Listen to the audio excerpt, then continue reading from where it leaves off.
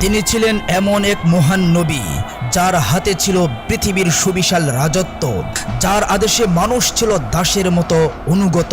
পশু পাখির ভাষা তিনি বুঝতেন, বাতাস তার ইশারায় চলত, এমনকি জিন জাতি তার নির্দেশে পুনর্নির্মাণ করেছিল বাইতুল আকসার মতো পবিত্র স্থান। এই গৌরব ছিল সেই অসাধারণ নবীর, যিনি ছিলেন পৃথিবীর বাদশাহ, কিন্তু তার হৃদয় ছিল নম্র, আল্লাহর ভয়ে পরিপূর্ণ। যেখানে ক্ষুদ্র পিঁপড়ের ডাকে থেমে যেত তার বিশাল রাজকীয় সেনাবাহিনী। এটি শুধু এক রাজত্বের কাহিনী নয়, বরং আল্লাহর প্রতি অগাধ ভালোবাসা ও নিষ্ঠার গল্প। প্রিয় দর্শক, আমরা এই ভিডিওতে বলতে যাচ্ছি নবী সুলাইমান আলাইহিস সালামের রহস্যময় ও অলৌকিক জীবনের গল্প, যেখানে বাতাস, জিন, পশু পাখি সবই ছিল তার অধীনে, কিন্তু তিনি ছিলেন কেবল আল্লাহর প্রতি সম্পূর্ণ অনুগত। একদা হযরত দাউদ আলাইহিস সালামের ইন্তিকালের পর গোটা রাজ্যে শোকে বিহ্বল হয়ে পড়ল।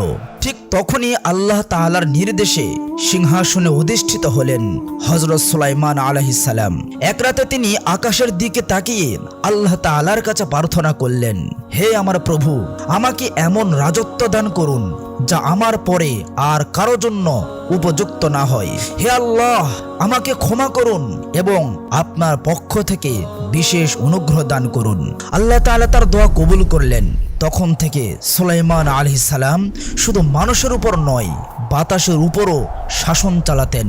তার এক ইশারায় বাতাস তাকে ও তার সৈন্য দলকে একদিনে বহু দিনের পথ পাড়ি দিতে পারত। জিনেরা তার জন্য প্রাসাদ নির্মাণ করত, সমুদ্রের গভীর থেকে রত্ন সংগ্রহ করত, এমনকি পশু পাখির ভাষাও তিনি হৃদয় দিয়ে বুঝতেন। এমনই একদিন হযরত সুলাইমান আলাইহিস সালাম আল্লাহ তাআলার নির্দেশে তার বিশাল সেনাবাহিনী নিয়ে যাত্রা করলেন। সেই সেনাবাহিনীতে ছিল মানুষ, জিন, পশু পাখি, এক অপার বিশাল বাহিনী, যার আগমনের শব্দে পাহাড়ের পর্যন্ত কেঁপে উঠত। রাজ সিংহাসনে বসে তিনি তার সুশৃঙ্খল বাহিনীর গতিবিধি পর্যবেক্ষণ করছিলেন। পথ চলতে চলতে তারা একসময় পৌঁছে গেলেন এক সবুজ উপত্যকায়, যেখানে ছোট ছোট গর্তে বাস করত অসংখ্য পিঁপড়ের এক রহস্যময় রাজ্য। দূর থেকে পিঁপড়ের রাজা দেখল সুলাইমান আলাইহিস সালাম তার বিশাল বাহিনী ধেয়ে আসছে। তৎক্ষণাৎ সে চিৎকার করে বলল, হে পিঁপড়ের দল, দ্রুত নিজ নিজ গর্তে আশ্রয় নাও, কারণ সুলাইমান আলাইহিস সালাম ও তার বাহিনী এদিকে আসছে। তারা অজান্তে তোমাদের পিষে ফেলতে পারে। এই ক্ষুদ্র পিঁপড়ের সতর্ক কণ্ঠ স্পষ্টভাবে শুনতে পেলেন নবী সুলাইমান আলাইহিস সালাম। তিনি আল্লাহ তাআলার দরবারে মাথা নত করে বললেন, হে আমার প্রভু, আমাকে এমন হৃদয় দান করুন যাতে আমি সর্বদা কৃতজ্ঞ থাকতে পারি।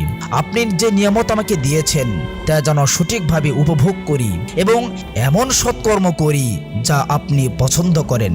এরপর তিনি পিঁপড়ের রাজাকে সম্মানের সাথে ডাকলেন এবং বললেন, হে পিঁপড়ের রাজা, তুমি এত ক্ষুদ্র অথচ এত দায়িত্বশীল। তোমার কথাই আমি মুগ্ধ, কিন্তু বলো, তুমি কি সত্যিই মনে করো আমি এমন কেউ যে পশু পাখির ক্ষতি করব?